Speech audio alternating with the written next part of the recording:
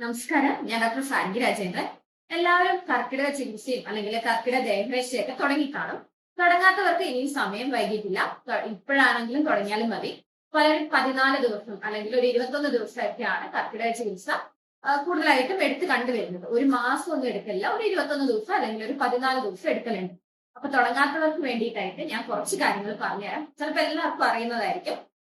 എന്നാലും അറിയാത്തവർക്ക് ഈ വീഡിയോ കണ്ടു കഴിഞ്ഞാൽ എങ്ങനെയാണ് നമ്മൾ കർക്കിടകത്തിലെ ദേഹരക്ഷ എടുക്കേണ്ടത്, എന്തിനാണ് എടുക്കുന്നത്, എന്തുകൊണ്ടാണ് ഇത് കാലാകാലങ്ങളായിട്ട് എടുത്തു വരുന്നത്, ഇത് ആർക്കൊക്കെ എടുക്കാം എന്നുള്ള കാര്യങ്ങളൊക്കെ നിങ്ങൾക്ക് മനസ്സിലാക്കാൻ വേണ്ടി പറ്റും.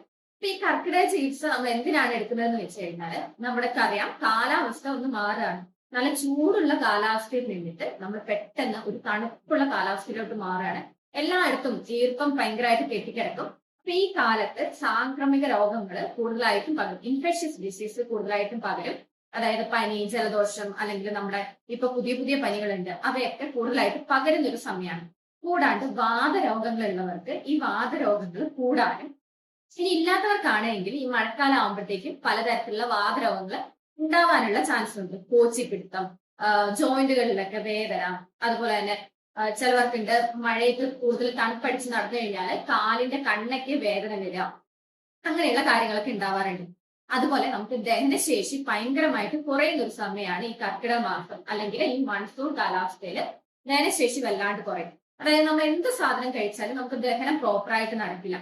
അതിന്റെ ഫലമായിട്ട് നമുക്ക് ഗ്യാസ്ട്രിക് ഇഷ്യൂസ് ഉണ്ടാവും, അതുപോലെ മലബന്ധം ഉണ്ടാവും, വയറ്റിന്ന് കൂടുതലായിട്ട് പോക്ക്, വയറ്റിളക്കം ഉണ്ടാവും, ഛർദി, അങ്ങനെയുള്ള കാര്യങ്ങളൊക്കെ ഉണ്ടാവും. അപ്പൊ ഇതൊക്കെ ഒന്ന് മാറാൻ വേണ്ടിയിട്ടാണ് നമ്മൾ കാലാകാലങ്ങളായിട്ട് കർക്കിടക ചികിത്സ അല്ലെങ്കിൽ കർക്കിടകത്തില് ദേഹരക്ഷ ചെയ്തു പോന്നിരുന്നത്. അപ്പൊ അതിന് വേറൊരു കാര്യം കൂടി ഉണ്ട്. അതായത് പണ്ടുള്ള ആൾക്കാര് പ്രധാനമായിട്ടും കൃഷിയാണ് ചെയ്തുകൊണ്ടിരുന്നത്. അപ്പൊ അവർ ഈ വർഷം മൊത്തം കൃഷി ചെയ്ത് കഴിഞ്ഞിട്ട് അവര് ഈ ഒരു മാസമാണ് അവരുടെ ദേഹം സംരക്ഷിക്കുന്നതും അവരുടെ സൗന്ദര്യം സംരക്ഷിക്കുന്നതും ഒക്കെ ചെയ്യുന്നത് ഈ ഒരു മാസമാണ്.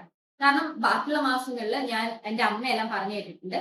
എന്റെ അമ്മേന്റെ അമ്മയും എന്റെ അമ്മേന്റെ അച്ഛനും കൃഷിക്കാരാണ്. അപ്പൊ ഇവര് രാവിലെ കൃഷിപ്പണി തുടങ്ങി കഴിഞ്ഞാൽ ചിലപ്പോൾ രാത്രി ആയാലും പറമ്പിൽ നിന്ന് കയറാണ്ട് കൃഷി ചെയ്തുകൊണ്ടിരിക്കും, അല്ലെങ്കിൽ പറമ്പിൽ പണി എടുത്തുകൊണ്ടേയിരിക്കും. എന്റെ അച്ചാച്ചൻ, അതായത് അമ്മേന്റെ അച്ഛൻ ഒരു കടയുണ്ടാവും. അപ്പൊ പുള്ളി ആ കട കഴിഞ്ഞ് വന്നിട്ട് രാത്രി 2 മണി വരെയൊക്കെ പറമ്പിൽ പണിയെടുക്കുന്ന അമ്മ പറഞ്ഞു കേട്ടിട്ടുണ്ട്. അപ്പം കൊട്ടിരമ്മയും അച്ചാച്ചനും അങ്ങനെ പണിയെടുക്കുന്ന ആയതുകൊണ്ട് തന്നെ ഈ കർക്കിടക മാസത്തില് അച്ചാച്ചൻ കൊട്ടിരമ്മയ്ക്ക് വേണ്ടിയിട്ട് ആട്ടി സൂപ്പ്, അതുപോലെ ആട്ടിൻകാല് സൂപ്പൊക്കെ ഉണ്ടാക്കി വെക്കുമായിരുന്നു എന്ന് അമ്മ പറഞ്ഞു കേൾക്കാം. അച്ചാച്ചൻ മരിച്ചുപോയി. കൊട്ടിരമ്മയും പറയലുണ്ട്, ഈ കർക്കിടക മാസത്തിലാണ് ആട്ടി സൂപ്പ് എല്ലാം കുടിച്ച് അവര് എണ്ണയിട്ട് കുളിയിലെല്ലാം കഴിച്ച് കർക്കിടക കഞ്ഞി, അതുപോലെ കർക്കിടക മരുന്നുണ്ട്, കുറെ ധാന്യങ്ങളൊക്കെ ഇട്ടുണ്ടാക്കുന്ന ഒരു മരുന്നുണ്ട്. ആ മരുന്നെല്ലാം കഴിച്ച് അവരവരുടെ ദേഹം എല്ലാം സംരക്ഷിച്ചിരിക്കുന്ന ഒരു മാസമാണ് ഈ കർക്കിടകം എന്ന് പറയുന്നത്.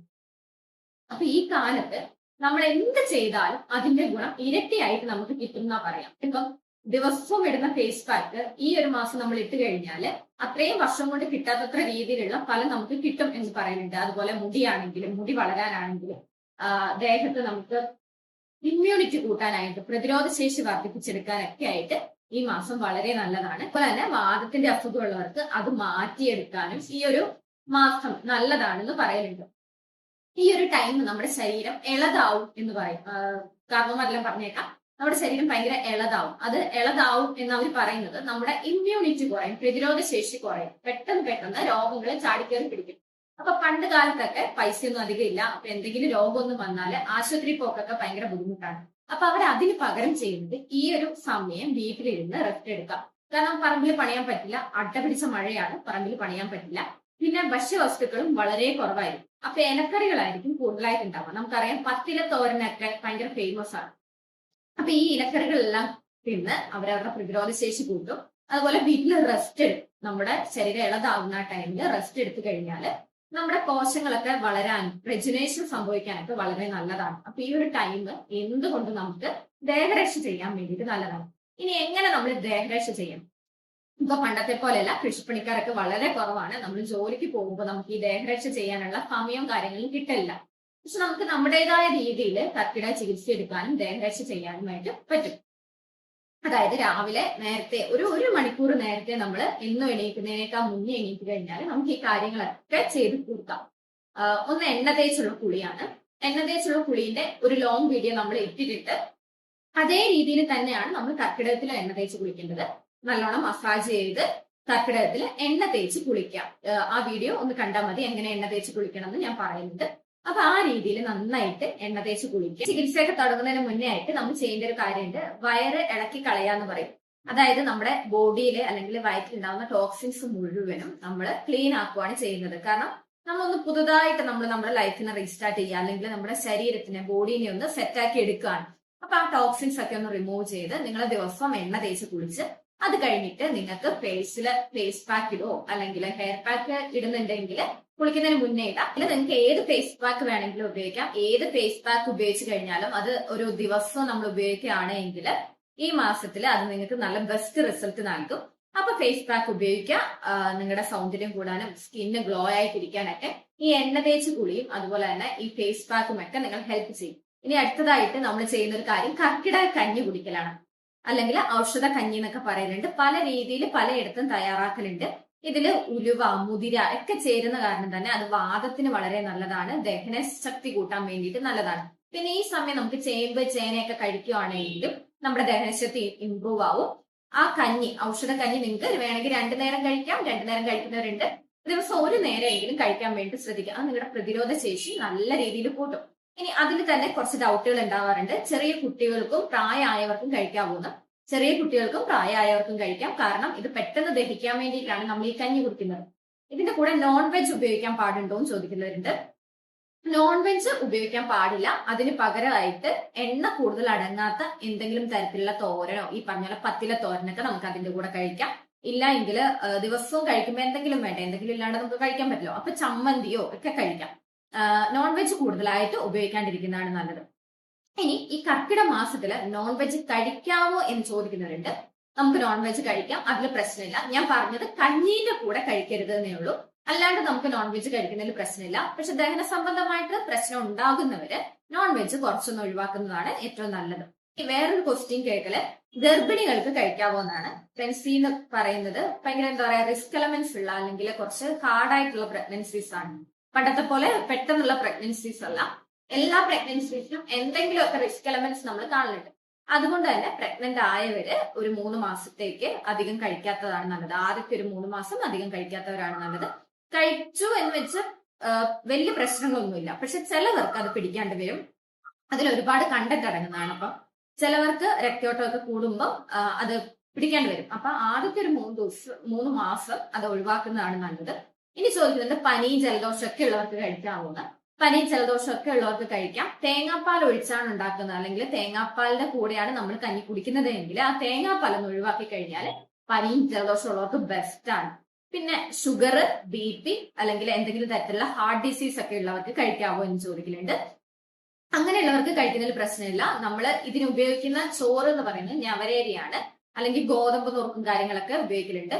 അതിന് പകരമായിട്ട് തിനയോ ചാമയൊക്കെ ഉപയോഗിച്ച് ഉണ്ടാക്കുകയാണെങ്കിൽ നിങ്ങൾക്ക് വളരെ നല്ലതാണ്. ഡയബറ്റീസ് ഉള്ളവർക്കും പ്രഷർ ഉള്ളവർക്കും അതുപോലെ ഹാർട്ട് ഡിസീസ് ഉള്ളവർക്കൊക്കെ വളരെ നല്ലതാണ് തിനയോ ചാമയോ ഉപയോഗിച്ചാൽ. ഇനി എക്സസൈസ് ചെയ്യാവോ ഈ സമയത്ത് നമ്മൾ ദേഹരക്ഷ എടുക്കുമ്പോൾ എക്സസൈസ് ചെയ്യാവോ എന്ന് ചോദിക്കലുണ്ട്.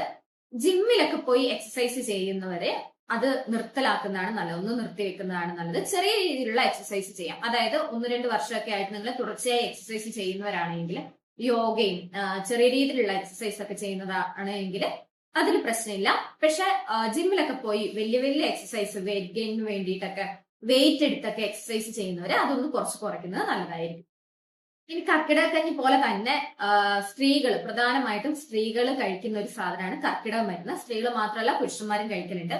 പണ്ട് എന്റെയൊക്കെ ചെറുപ്പത്തില് അല്ലെങ്കിൽ എന്റെ ഒന്നും ഈ പ്രായത്തിലും കല്യാണം കഴിയാത്തത് കൊണ്ട് തന്നെ നമുക്ക് കർക്കിടക മരുന്ന് തരുന്നില്ല. അമ്മേന്റെ അമ്മയെല്ലാം പറയും കല്യാണം കഴിയാത്ത പെൺപിള്ളേർക്ക് കർക്കിടക മരുന്ന് കൊടുക്കരുത്, നെയ് മുറ്റിപ്പോവും എന്നൊക്കെ പറയുന്നുണ്ട്. പക്ഷെ അതിലൊന്നും വലിയ കാര്യമൊന്നുമില്ല. കർക്കിടക മരുന്ന് കഴിക്കാം. ഒരു 100 ഗ്രാമെങ്കിലും നിങ്ങൾ ഒരു ദിവസം കഴിച്ചാൽ മാത്രമേ, അത്രയും എമൗണ്ട് നിങ്ങളുടെ ശരീരത്തിൽ ചെന്നാൽ മാത്രമേ അതിന്റെ ഗുണം നിങ്ങൾക്ക് നന്നായിട്ട് കിട്ടുള്ളൂ. അപ്പൊ പ്രസവം കഴിഞ്ഞിരിക്കുന്ന സ്ത്രീകളാണ് എങ്കിൽ ഈ കർക്കിടക മരുന്ന് കഴിക്കാൻ വേണ്ടി ശ്രദ്ധിക്കാം. നിങ്ങളുടെ ശരീരത്തിന് വളരെ നല്ലതാണ്. പ്രസവിച്ച സ്ത്രീകള് ഇത് എടുക്കാൻ വേണ്ടിയിട്ട് വിമുഖത കാട്ടലുണ്ട്. അതിന്റെ ഒരു ആവശ്യമില്ല, കാരണം തടി വെക്കും എന്നൊക്കെ പറഞ്ഞിട്ട് എടുക്കാണ്ടിരിക്കുന്നവരുണ്ട്. സത്യം പറഞ്ഞാൽ നിങ്ങൾ ഇത് എടുക്കുന്നതുകൊണ്ട് നിങ്ങൾക്ക് ഒരുപാട് ഗുണങ്ങൾ നിങ്ങളുടെ ശരീരത്തിന് ഉണ്ടാവുന്നുണ്ട്. നിങ്ങളുടെ പ്രതിരോധ ശേഷി വർദ്ധിപ്പിക്കാനും അതുപോലെ തന്നെ നമുക്കറിയാം പ്രസവിച്ച് കഴിയുമ്പോഴത്തേക്കും നമ്മുടെ ശരീരത്തിന് ഭയങ്കര ഇളതാവുകയും അല്ലെങ്കിൽ ആ ഒരു ബലക്കുറവൊക്കെ ഒന്ന് മാറ്റിയെടുക്കാൻ വേണ്ടിയിട്ട് ഈ കർക്കിടകത്തിൽ ഉണ്ടാക്കുന്ന ഈ മരുന്നും കഞ്ഞിയും കാര്യങ്ങളൊക്കെ നിങ്ങളെ സഹായിക്കും. ശരീരത്തിന് പ്രതിരോധ ശേഷി കിട്ടാനൊക്കെ ഇത് സഹായിക്കും. മരുന്ന് ഉണ്ടാക്കുമ്പോൾ നമ്മൾ വീട്ടിൽ തന്നെ ഉണ്ടാക്കി ഉപയോഗിക്കുകയാണെങ്കിൽ അത് ഏറ്റവും നല്ലത്. ഉണ്ടാക്കാൻ അറിയാത്തവർക്ക് ഈ ക്ലബ്ബുകളൊക്കെ കൂടിച്ചേർന്ന് ഉണ്ടാക്കലുണ്ട്. നമ്മുടെ നാട്ടിലൊക്കെ അങ്ങനെ കാണാം.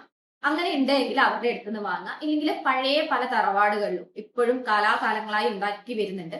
അങ്ങനെ വാങ്ങിയാലും നിങ്ങൾക്ക് നല്ല സാധനം കിട്ടും. കടയിൽ നിന്നോ അല്ലെങ്കിൽ ആയുർവേദ ഷോപ്പുകളിൽ നിന്നൊക്കെ വാങ്ങുന്നത് എത്രത്തോളം നല്ലതാണ് അല്ലെങ്കിൽ എത്രത്തോളം എല്ലാ ഘടകങ്ങളും അടങ്ങിയിട്ടുണ്ട് എന്ന് നമുക്ക് അറിയാൻ പറ്റില്ല. അപ്പൊ ഇങ്ങനെ നമുക്ക് അറിയാവുന്നവരുടെ അടുത്ത് നിന്ന് വാങ്ങുവാണെങ്കിൽ സാധനം കിട്ടും, നല്ല മരുന്ന് കിട്ടും. അപ്പൊ അത് കഴിക്കാൻ വേണ്ടി ശ്രദ്ധിക്കാം. അപ്പൊ ഈ ഒരു മാസം നമ്മൾ നമ്മുടെ ശരീരം നന്നായിട്ട് നോക്കുകയാണ് എങ്കിൽ നമ്മുടെ ശരീരത്തിന് പ്രതിരോധ ശേഷി കൂടുകയും പല രോഗങ്ങളിൽ നിന്ന് നമുക്ക് അകന്നു നിൽക്കാൻ വേണ്ടിയിട്ട് സഹായിക്കുകയും ചെയ്യും. ഇനി സൗന്ദര്യ സംരക്ഷണത്തിന്റെ കാര്യം ഞാൻ നേരത്തെ പറഞ്ഞിരുന്നു. ഒന്ന് എണ്ണ തേച്ച് കുളിയാണ്. എണ്ണ തേച്ച് കുളിക്കുമ്പോൾ നമുക്ക് മോയ്സ്ചറൈസറിന്റെ ആവശ്യമില്ല. അതുപോലെ തന്നെ നമ്മുടെ സ്കിന്ന് നല്ല ഗ്ലോ ആവുകയും സ്കിന്നിന്റെ ഇമ്പ്യൂരിറ്റീസ് മാറുകയും ചുളിവുകൾ മാറുകയൊക്കെ ചെയ്യും. രണ്ടാമതായിട്ട് ഫേസ് പാക്ക് അപ്ലൈ ചെയ്യാനാണ് പറഞ്ഞത്. ഏത് ഫേസ് പാക്ക് വേണമെങ്കിലും നിങ്ങൾക്ക് അപ്ലൈ ചെയ്യാം. നാച്ചുറൽ ആയിട്ടുള്ള ഫേസ് പാക്കുകൾ അപ്ലൈ ചെയ്യാം. ഇനി മുടി കഴുകുന്നത് മുടിയുടെ സംരക്ഷണം, മുടി നന്നായിട്ട് വളരാൻ പറ്റിയൊരു ടൈമാണ് ഈ കർക്കിടക മാസം എന്ന് പറയാം. നമ്മളൊന്ന് ചെറുതായിട്ട് നോക്കി കൊടുത്താൽ പോലും മുടി നന്നായിട്ട് വളരും. അപ്പൊ ഈ മുടി നന്നായിട്ട് വളരാൻ വേണ്ടിയിട്ട് നമ്മൾ സ്കാൽപ്പില് നന്നായിട്ട് മസാജ് ചെയ്യുക, എണ്ണ ഒഴിച്ച് മസാജ് ചെയ്യുക. ദിവസവും ചെയ്യേണ്ടവർക്ക് ദിവസവും ചെയ്യാം, ഇല്ലെങ്കിൽ ഒരു ഒന്നരാടെന്നെങ്കിലും ചെയ്യാൻ വേണ്ടി ശ്രദ്ധിക്കാം. ഈ ഒന്നരാടം ചെയ്യുമ്പോൾ അല്ലെങ്കിൽ ദിവസവും ചെയ്യുമ്പോൾ നമുക്ക് കുറെ എണ്ണയുടെ ആവശ്യമൊന്നുമില്ല. കുറച്ചെടുത്ത് നമ്മൾ നല്ല സ്കാൽപ്പിൽ മസാജ് ചെയ്ത് അപ്പൊ ഇത് കഴുകി കളയാൻ വേണ്ടിയിട്ട് ദിവസവും നമ്മൾ എന്ത് ഉപയോഗിക്കും? പുറത്തൊക്കെ പോയി താളി പറിക്കാനൊക്കെ വിഷമാണ്. അല്ലെങ്കിൽ ഏത് നേരം ഷാമ്പു ഇട്ട് കഴിഞ്ഞാൽ മുടി കൊഴിയാനും തുടങ്ങും.